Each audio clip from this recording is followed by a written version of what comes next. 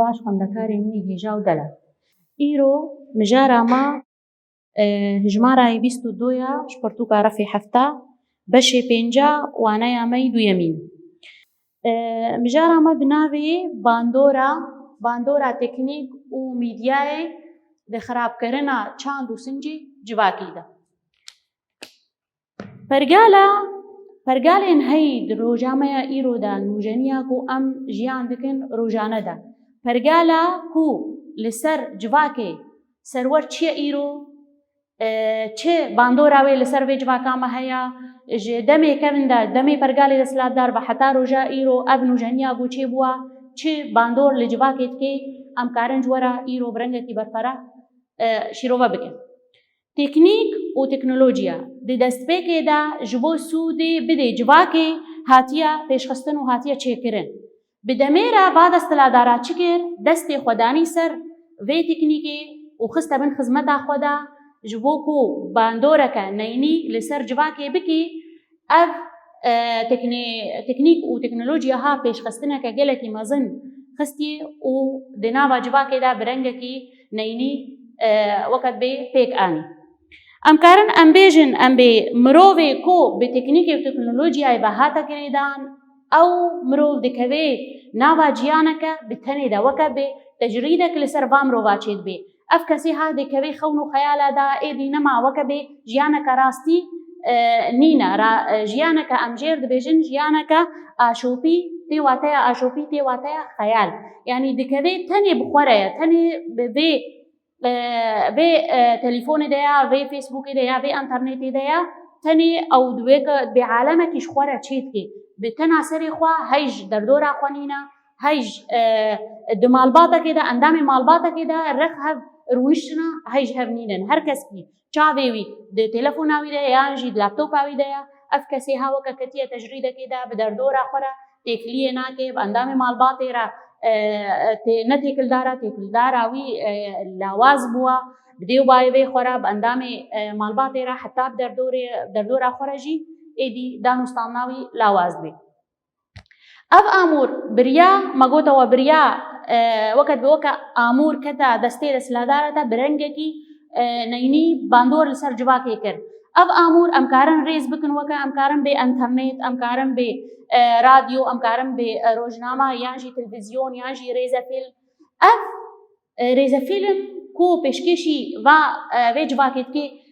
navaroka wê tûndî ye, navaroka wê vala ye, tiştekî pûç e, tiştek tê de nîne. Lêberê bandora wê li ser ciwana gelekî heye, mêjiyê va mirovan tê jeherkirin, mêjiyê wa êdî tê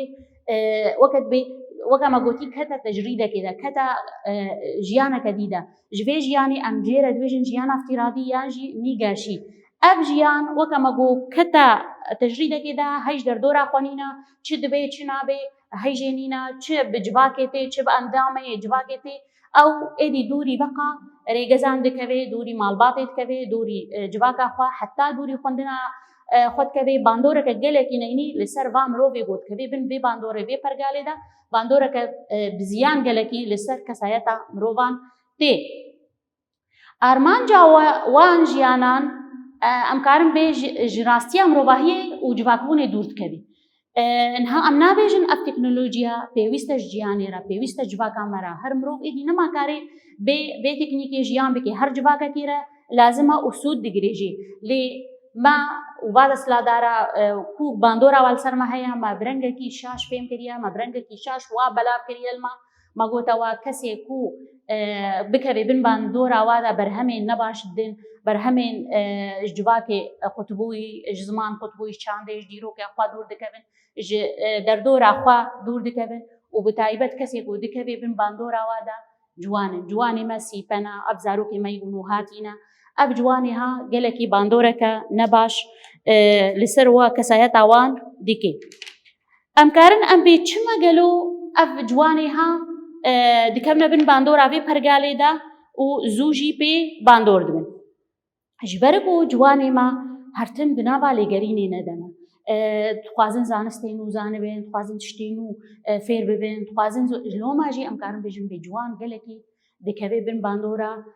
vê teknîkê de. Dema ku sîpekî me dikeve odeya xwe de û derî xweddarê بساعتا نما دەردکەوێت بساعتا پێشیا بێ ئێکرانەیە چ دبینێ چ نابینێ ئەم نزانن لێ ئەو دەماخوا هەمەکی دبهورێ 4 ساعت 5 ساعت ئەف تشتیها لەسەر دەرۆنیاوی تو وەکە دێ باندۆر دکێ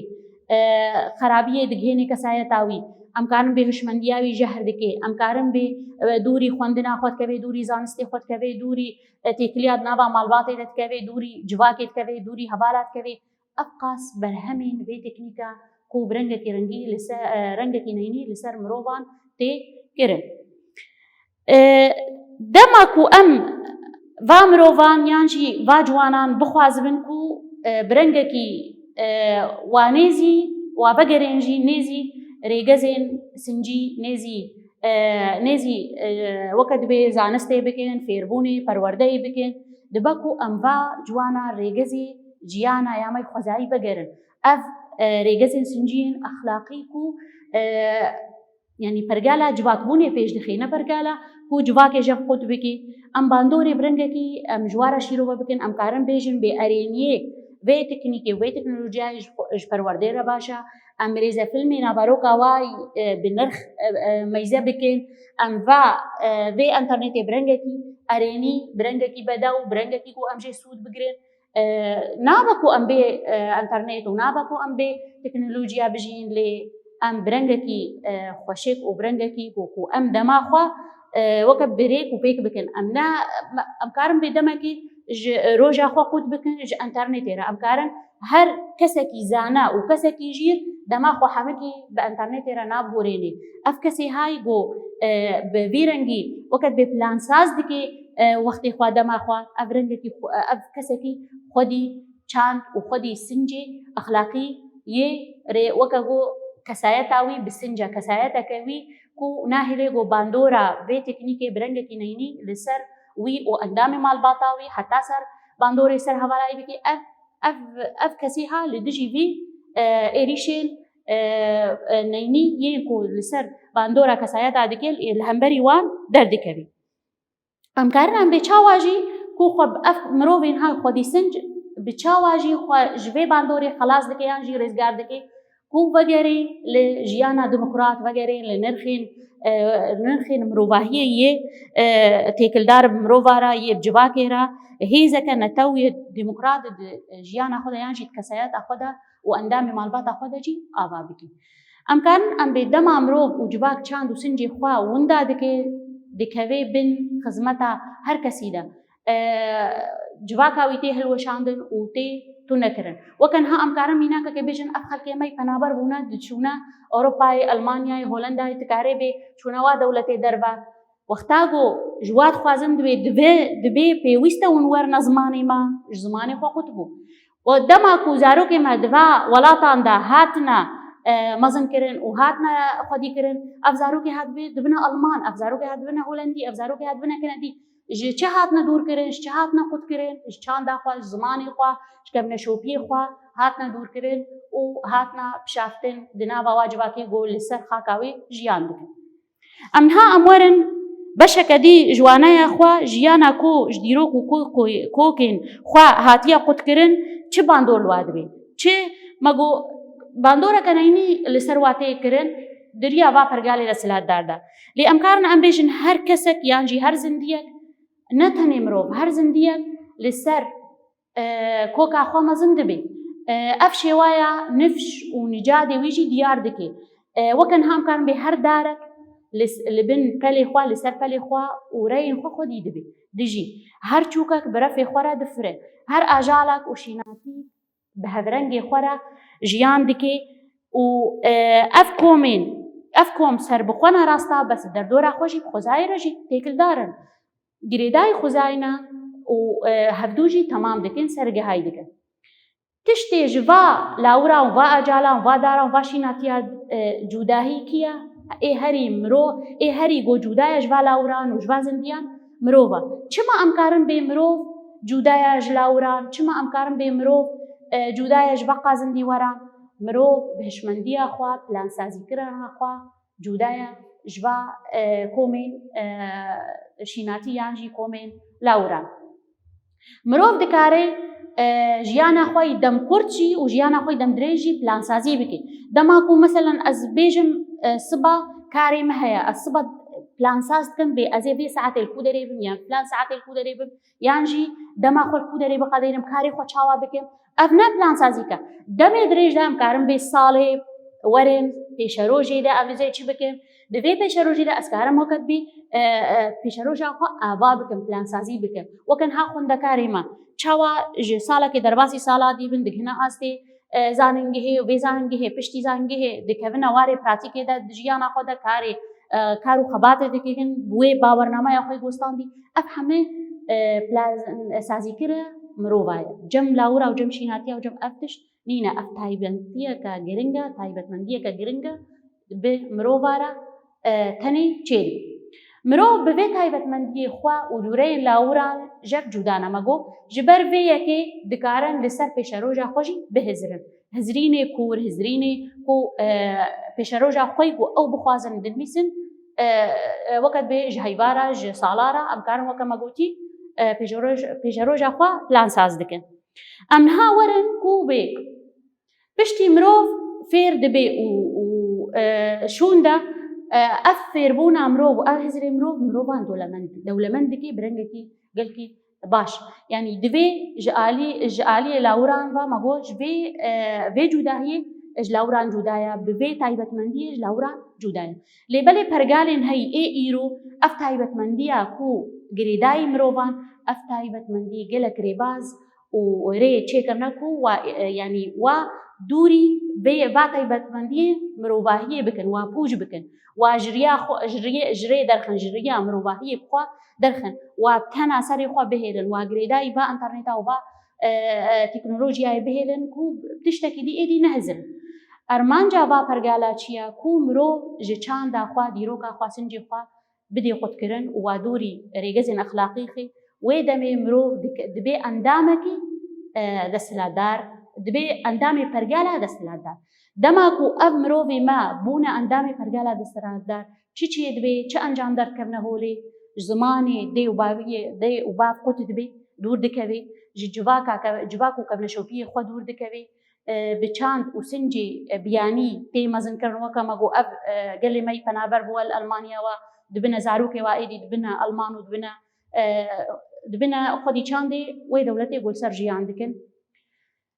ناکا ناف دناوا و پرسادا و ناوا و لیکولینا دا ev mirovê ha va pirsan lawaz dibin yani nexema xemsarin nikarin yani weke ji ware negiringe ji ware negiringe got bi çi çandê bixwînin dûrî çanda xwe kevin dûrî kevneşopiyê xwe bikevin dûrî dîroka xwe bikevin ev kesê ha nakevne nav va pirsê ku em ên ha bêne ser ziman nakevin ji ware nexema û xemsariyê gelekî dine vê aliyê çi çandê bibin çi dîrokê zanibin nexeme ji ware em karin va pirsa bikin gelo çima çand û zimanê xwe nizanin چما وکا مرۆڤ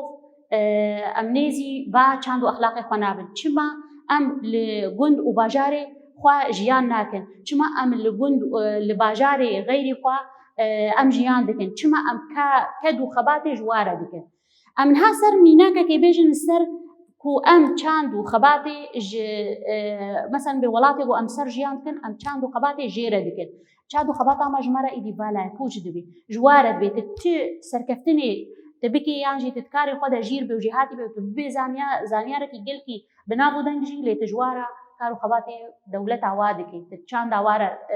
كديد تجيا خوا دور دكبي توندا دبي كارو خباتي دولة عوت السر جيان كي تكارو خباتي جيركي نها ام بي هالبسبانكي جلكي بنابو دنج هبو لسر مجاري نابي احمد شوقي بو احمد شوقي كسكي باصل خوكا خو كرده لسر چند عربي بعربي نفسي وبعربي نفسان ها كس نابي كرده كتبي دبي اب هالبستواني ها عربه نا كس جير نابي جير كس نابي ولا كرده چه كارو خباتي كري برهمين گو درخستي پرتوكي گو چاپ كري همه بچند عربي نفسيا وبچند عربي جي تي گوتن يعني شكوكا خو هاتا قد كرن شكوكا خو هاتا دور خستن كدو خباتش ديروكا خورا نكر چاندا خورا زماني خورا نكر افكسي هاتا سر عربا حسباندن يعني نسر سر چاندا عربي هاتا حسباندن سر چاندا كردي دور كد او ديروكا خوجي ديروكا كردي جي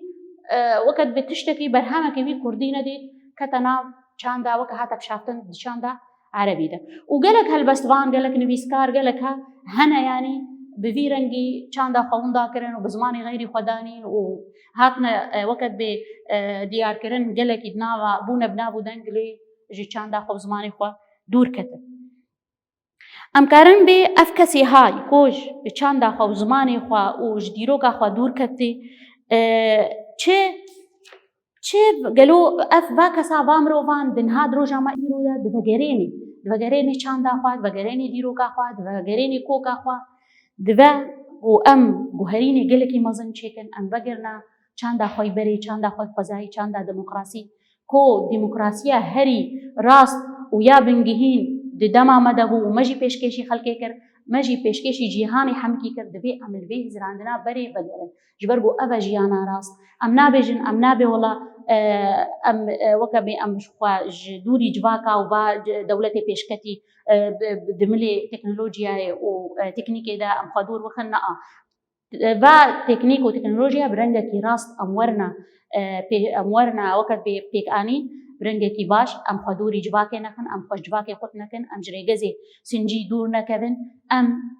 وەکەت بێ ڕێگەزین خۆزایی بەگەرن خوا برنگێکی دموکراس ئاواکن کەسایەت ئاوا زارۆکی خوا وا جوانی خوا باسی پەکی خوا لەسەر وا ڕێگەزین ئەخلاق ئاوا بکەن و بدنە وی تشتیژی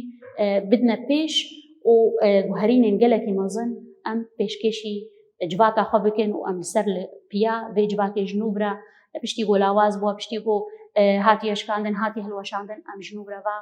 وێ جواکێ وی ڕەنگی خۆشێت و وی ڕەنگی ئەخلاقی ئەم ڕاکەن و ئەم هەستکردنێ نافخۆدا ئالیکاریە وەک هەبیە دیموکراسی نافخۆدا زیدە بکەن. ئەستێمە داویە وانایە خۆی ئیرۆ و ئەمین هاپە بەرەچن پرسێنە خواندنێ چارەسەر بکەن. تەنها ئەمێ پرسێنە خواندنێ چارەسەر کردن یا گرێدایی مژارەما باندۆرا تکنیک و میدیایە لەسەر خراپکردنا چاند و سنجی جواکی. روپەلا وێ نۆت و سێیە ئەم وەرنا پرسایەکەمین ڤالاهینە ڤالاهیە پێشی ئەم بکارم بخوێنن ینی جوانێن کو ji rastiya nirxên xwe dûrin ev valahiye dûrin dikevin bin bandora wan û zû tên pişaftin ev jî zû tên pişaftin ev jî valahiye ya ba ciwanên xwedî zanist û hêz valahî bû nakevin bin bandora wê û dibin xwedî kesayetên baş û bisinc ev kesayetên baş ev jî valahiye ya siya em karin bê ji bo ku em karibin bandora çanda biyanî valahiya biyanî em ê dagirin valahiya vê valahiyê em ê beyanî dagirin li ser xwe û civaka xwe ev jî civaka xwe jî valahiya rakin pêwîst e em çi bikin pêwîst e em li ser bingehekî rast valahiya xwe nas bikin û bibin xwedî hêzeke netewa demokrat. یا تالی پرسا یا تالی دبی ئەنجامین کو مرۆڤ دەما دیرۆک و چاندا خوا نزانبێ فێری چاند و دیرۆکە بیانی ببێ وێ چه ئەنجام دەرکەونە هۆڵێ یا پێشی ئەو دەبێ ئەندامێکی پەرگالا دەستلاتدار یا ددووە ji zimanê dê û bavê xwe dûr dikevê ji civak û kevneşopiyê civakê xwe dûr dibînin bi çand û sincê biyanî tê mezinkirin. Li vir pirsê me têne dawîkirin û ez hêvî me hemû bimênin di xêr û xweşiyê.